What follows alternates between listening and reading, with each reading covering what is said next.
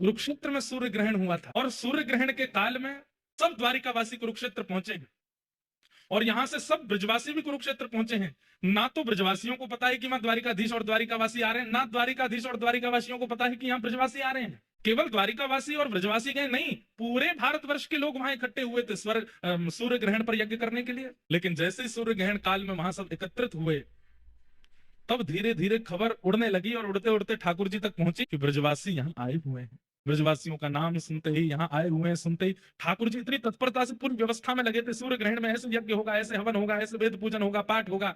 लेकिन जैसे ही सुना कि ब्रजवासी आए, ठाकुर जी तो बलदाऊ दादा से बोल, दाऊ दादा आप ही संभालो, अब मैं संभाल नहीं पाऊंगा।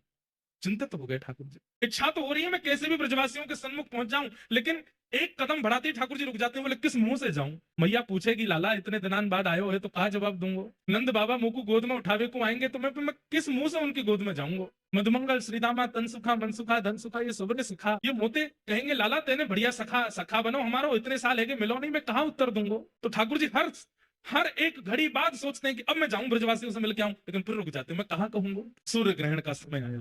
सुंदर स्वर्ण के सिंहासन पर ठाकुर जी को विराजमान किया गया। भारतवर्ष के कोने कोने से विप्रदेव आए हैं। कोई तुलसी अर्चन कर रहे हैं, कोई सहस्त्र कमल अर्चन कर रहे हैं, कोई पुष्प अर्चन कर रहे हैं, कोई रत्न अर्चन कर रहे हैं। सब ठाकुर जी के चरणों में कहीं से तुलसी चढ़ाई जा रही है, कहीं से पुष्प चढ़ाए जा रहे हैं। पर ठाकुर जी उस समय केवल नेत्र बंद करके ये बार बार विचार कर रहे हैं कि मैं परमात्मा हूं, मुझे कृपा करनी है। लेकिन बार बार ठाकुर जी भूल जाते हैं कि मैं परमात्मा हूं। फिर सोचते हैं मैं तो लाला हूं। यहाँ ब्रजवासी बाहर डोल रहे होंगे, यशोदा मैया नंद बाबा यहीं कहीं आसपास ही होंगे। जोर से सुगंधी भीतर लेते हैं कि वायु में कहीं नंद बाबा की हृदय की, यशोदा मैया की हृदय की सुगंधी मुंह को आ जाए। यहाँ नंद बाबा को पता चले कि द्वारिकाधीश है, हमारो लाला आयो। नंद बाबा ने धीमे से जाकर के ये खबर यशोदा मैया को सुनाई। बोले अरे महल एक बात बताऊं? बोले कहा हमारो लाला कन्हैया वो कुरुक्षेत्र में है। ये सुनते ही यशोदा मैया तो उठ खड़ी हुई, नेत्रों से कम दिखाई देता है। कहा सुनी मैंने लाला कुरुक्षेत्र आयो है?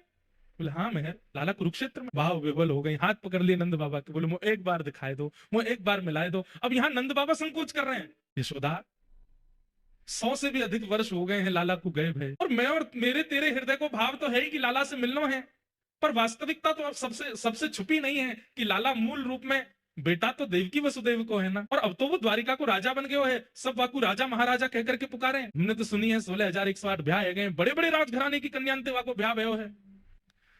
हम भोरे भारे से ब्रजवासी जामेंगे, हमको देख करके कहीं लाला को संकोच है गए हो तो कैसे जाएंगे? यशोदा मैया बोली यही संकोच को चिंतन करते करते जीवन निकल जाएगा।